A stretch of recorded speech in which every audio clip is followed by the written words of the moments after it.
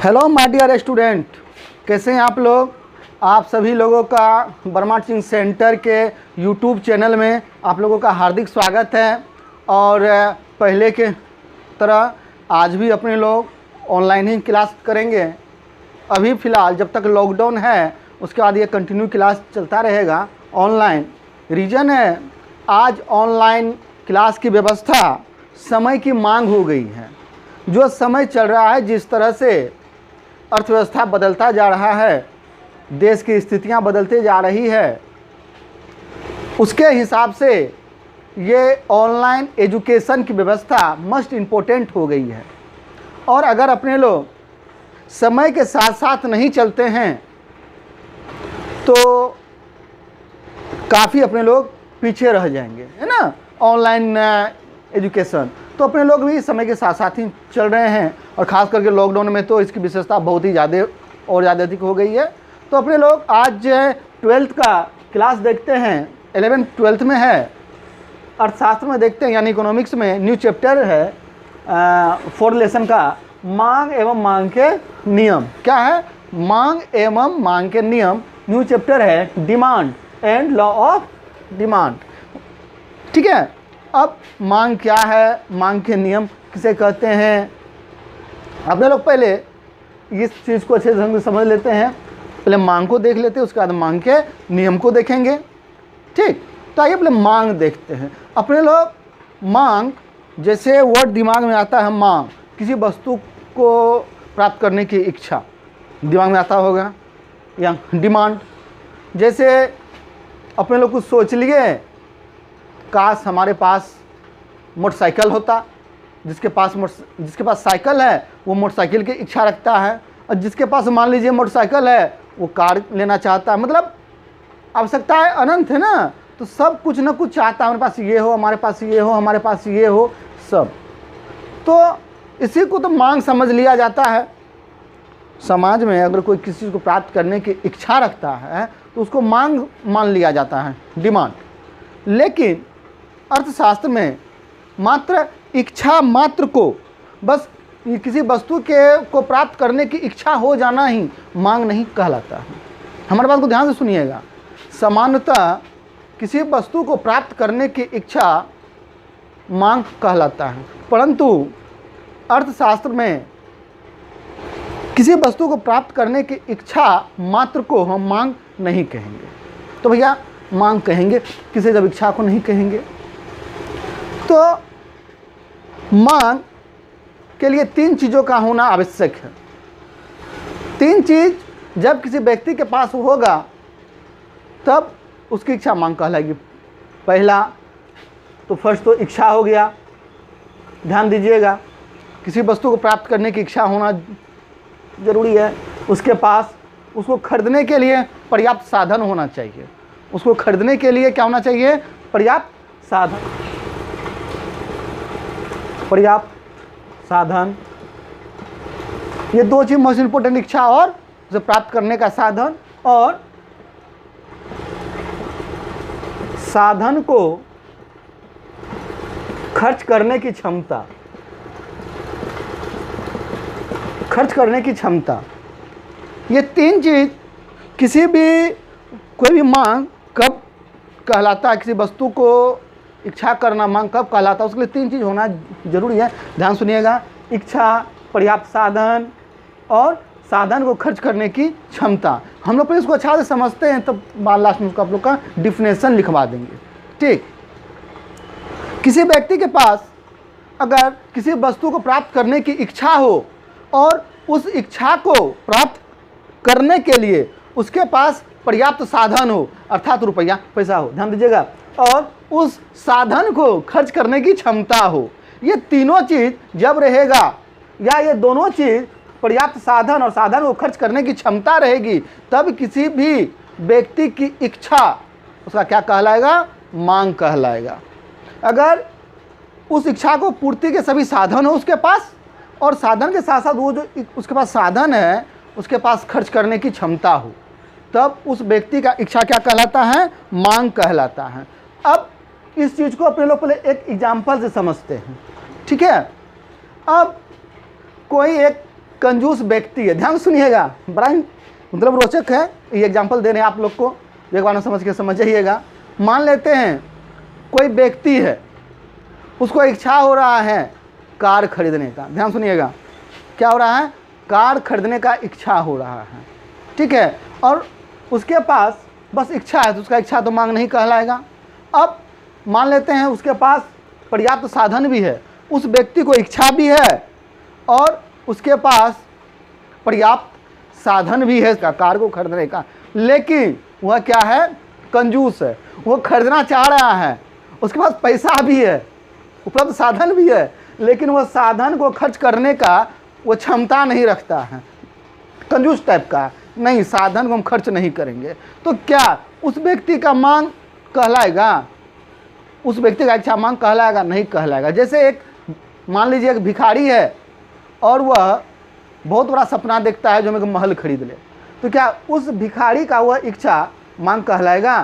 कभी नहीं कहलाएगा। या कोई सेठ, कंजूस सेठ, उसके पास पैसा है और वह घर खरीदना या मोटर कार खरीदना चाहता है, उसके पास पैसा भी है, लेकिन उसके पास साधन को खर्च करने की क्षमता नहीं है, तो क्या वह उसका इच्छा मांग कहलाएगा? नहीं कहलाएगा। तब इसका डिफिनेशन क्या हो जाता है? जब ये साधारण शब्दों में, ध्यान सुनिएगा, साधारण शब्दों में मांग का तात्पर्य इच्छा से लगाया जाता है, परंतु अर्थशास्त्र के अंतर्गत कोई भी इच्छा मांग का रूप नहीं ले सकती है जब तक कि उसके पास उस इच्छा के पूर्ति के पर्याप्त साधन और उस साधन को खर्च करने की क्षमता न हो, तब तक वह इच्छा मांग नहीं कहलाएगा। लेकिन जब उसके पास पर्याप्त साधन हो और उस साधन को खर्च करने की उस क्षमता रखता है, तब उस व्यक्ति का इच्छा क्या कहलाएगा? मांग कहलाएगा। ठीक है, समझ गए? अब अपने लोग उसको दूसरे शब्दों में समझते हैं, जो आधुनिक अर्थशास्त्री हिक्स इत्यादियों ने, सैमुअलसन, हिक्स, ये सब आधुनिक समय के अर्थशास्त्री हैं, इन्होंने कहा है, एक मांग का अलग टाइप का डिफिनेशन दिया है। क्या दिया है? अलग टाइप का डिफिनेशन दिया है डिमांड का, मांग का। क्या डिफिनेशन दिया है? ध्यान से सुनिएगा। मानव की आवश्यकताएं अनंत है। ध्यान से सुनिएगा, मैं बार बार बोल रहा हूँ। मानव की आवश्यकताएं अनंत हैं और उसके पूर्ति के साधन सीमित हैं, और उसके पूर्ति के साधन सीमित हैं।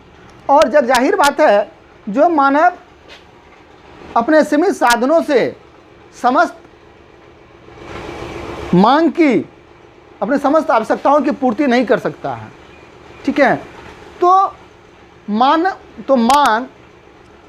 जब मानव अपने सीमित साधनों से जिन जिन आवश्यकताओं की पूर्ति कर लेता है, ध्यान सुनिएगा, मानव जब अपने सीमित साधनों से जिन जिन आवश्यकताओं की पूर्ति कर लेता है, वह सब पूर्ति क्या कहलाता है? उसका वह सब आवश्यकता क्या कहलाता है? वह मांग कहलाता है। अर्थात मानव अपने अनंत आवश्यकताओं में से अपने सीमित साधन से जिन आवश्यकताओं की पूर्ति कर लेता है, वह सब क्या कहलाता है? मांग कहलाता है। अब इस आधुनिक परिभाषा को अपने लोग एग्जाम्पल से समझते हैं। मान लेते हैं आपके पास 500 रुपया है और 500 रुपया में आपको ढेर सारा काम करना है। आपके लिए शर्ट खरीदना है, बुक खरीदना है, खाना खाना है, और भी ढेरों वर्क है। तो आप 500 में ये सभी आवश्यकताओं की पूर्ति नहीं कर सकते हैं ना। अब सबसे पहले ये ज़रूरी है, तो क्या खाना खाना है, भूख लगा हुआ है, तो मान लीजिए आपने खाना खा लिया, बुक खरीद लिया, तो 500 में जो आप काम कर लिए हैं संसाधन से, वो आपका क्या कहलाएगा? मांग कहलाएगा। तो मानव अपने सीमित साधनों से अपने जिन जिन आवश्यकताओं की पूर्ति कर लेता है, वह आवश्यकता उस व्यक्ति का मांग का रूप ले लेता है। समझ गए होंगे आप लोग, उम्मीद करते हैं अच्छे ढंग से समझ गए होंगे। ठीक, अब इसको मांग के लिए आवश्यक तत्व क्या सब है, इसमें अपने लोग समय भी लगा सकते हैं। ठीक, एक निश्चित समय में भी हमने हिसाब से आप लोग अच्छे ढंग से समझ गए होंगे। नहीं समझे होंगे तो कमेंट कीजिए ना, सर नहीं समझे हैं, और हमने आप लोग को इस वर्मा टीचिंग सेंटर के यूट्यूब चैनल पे आप लोग को इतना छूट दिए हुए हैं, आप लोग 100% क्वेश्चन पूछ सकते हैं। जब तक आप लोग की संतुष्टि नहीं होती है तो हम लोग आगे नहीं जाते हैं।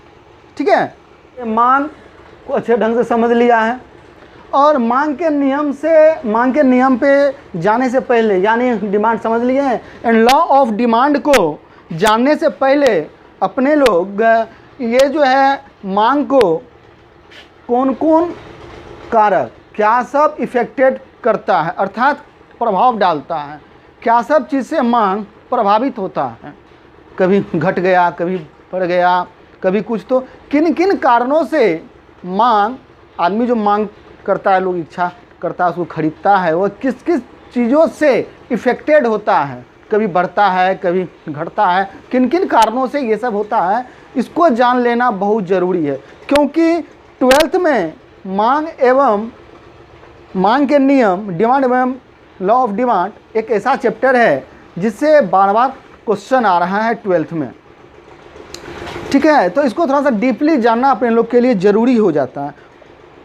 ठीक है, तो आप लोग अगर वर्मा टीचिंग सेंटर के यूट्यूब चैनल को अगर आप लोगों ने सब्सक्राइब नहीं किया है तो आप लोग से काइंडली रिक्वेस्ट है, फ्यूचर के बारे में अगर आप लोग सोचते हैं, अपने फ्यूचर के बारे में, तो इस चैनल को जल्दी से जल्दी आप लोग सब्सक्राइब कर लीजिए। क्योंकि 9 to 12 का ऑल सब्जेक्ट का प्रिपरेशन आप लोग को इस चैनल पे अवेलेबल हो जाएगा।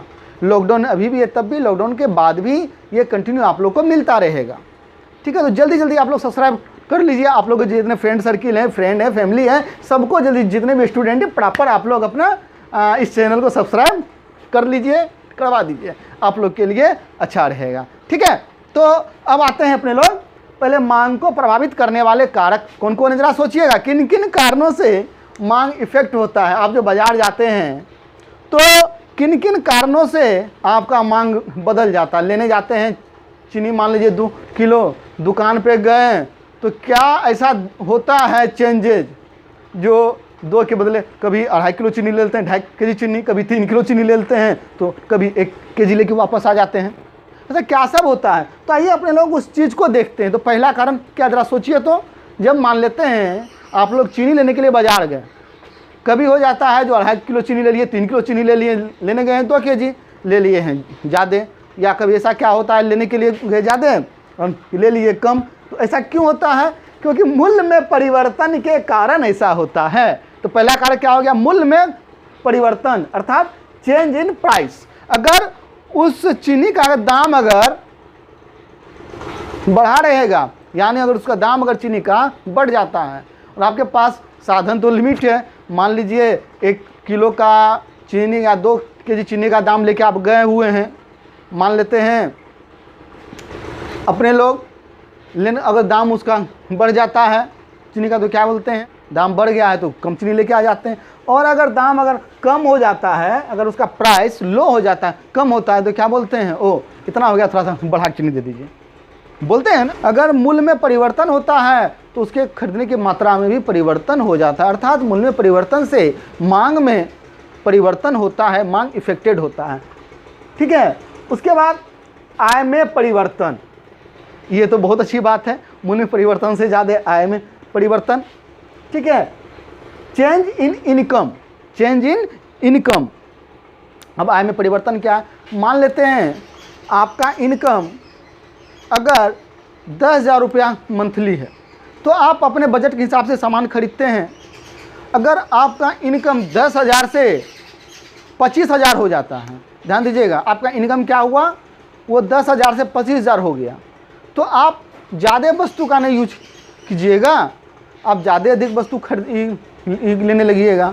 जहाँ पे मान लीजिए कोई वस्तु काम चलाते थे 1 केजी में, तब उसका अच्छा से यूज करेंगे, 2 केजी लेंगे। अगर आपका इनकम 10,000 से घट के 5,000 पे आ जाता है, तब आप क्या कीजिएगा, अपने मांग में कटौती कीजिएगा, तब कम सामान का यूज कीजिएगा। बात समझ रहे हैं ना। तो वही है चेंज इन इनकम, अर्थात आय में परिवर्तन से भी मांग में इफेक्ट पड़ता है, मांग प्रभावित होता है। समझ रहे हैं आप लोग अच्छे ढंग से? नहीं समझ रहे हैं तो मैसेज कीजिएगा। अब है जनसंख्या में परिवर्तन, चेंज इन पॉपुलेशन। तो जनसंख्या में परिवर्तन के कारण भी मांग प्रभावित होता है। जिस क्षेत्र का जनसंख्या ज़्यादा रहेगा क्षेत्र का, उस क्षेत्र में किसी वस्तु का मांग ज़्यादा होगा।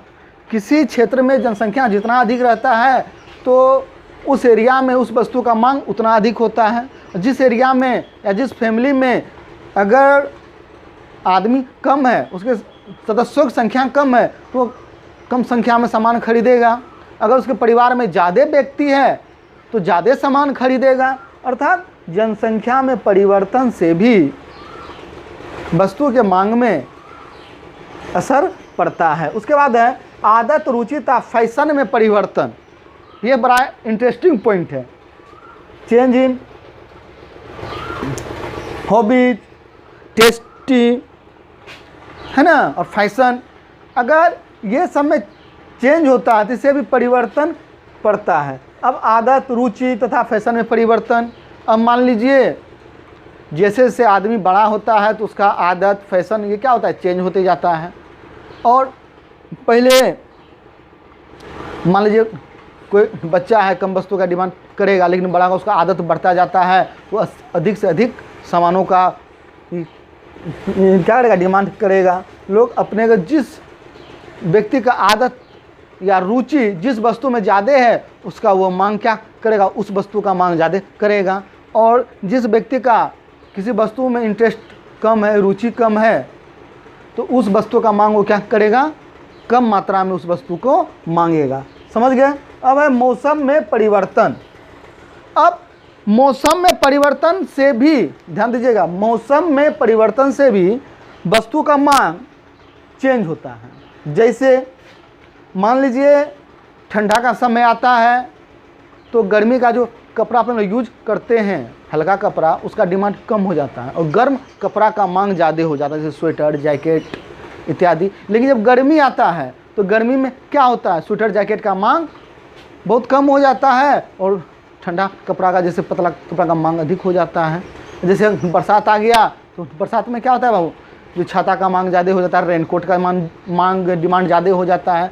लेकिन यही बोले जो मौसम में परिवर्तन के साथ आदमी का मांग क्या होता है, परिवर्तनशील होता है। जैसे जैसे ये कुछ बातें हैं, इनके कारण मांग में परिवर्तन होता है। समझ गए होंगे? तो मांग में परिवर्तन को प्रभावित करने वाले कारक कौन कौन है? मूल्य में परिवर्तन, आय में परिवर्तन, जनसंख्या में परिवर्तन, आदत एवं रुचि एवं फैशन में परिवर्तन, मौसम में परिवर्तन। ठीक है, आय यहाँ पे इनकम जो आप कमाते हैं उसे लगाया गया है। समझ गए? तो ये था इसको प्रभावित करने वाले कारण। तो डिमांड क्या है, मांग क्या है, मांग को किन किन बातों से प्रभावित किया जाता है, आप लोग अच्छे ढंग से समझ गए होंगे। ठीक है, और आज हमने बड़ा बड़ा अक्षरों में बोर्ड पे लिखा है, ध्यान दीजिए, बड़ा बड़ा, इसलिए हमने बड़ा बड़ा वर्ड में लिखा है। क्यों? क्योंकि बहुत सारे स्टूडेंट का कहना था सर छोटा लिखते हैं ना तो दिखाई नहीं देता है, तो बोले ठीक है अब से बड़ा बड़ा लिखेंगे, इसलिए बड़ा बड़ा लिखे हैं। और आई होप आप लोग को अच्छे ढंग से दिखाई दे रहा होगा। फिर भी कुछ प्रॉब्लम होगा तो बोलिएगा, ये हम तो आप ही के विनोद सर हैं। ठीक है, तो आराम ढंग से आप लोग का तैयारी एक पॉइंट वाइज, इसीलिए बाबू ज़्यादा लंबा नहीं खींच के ले चल रहे हैं, पॉइंट वाइज थोड़ा थोड़ा लेके चल रहे हैं, ताकि आप लोग को फेयर बनाने में, समझने में कोई प्रॉब्लम नहीं होगा। ठीक है, और इस तरह से अगर तैयारी करते जाते हैं तो अपने लोग लॉकडाउन का पूरा फ़ायदा उठा लेंगे।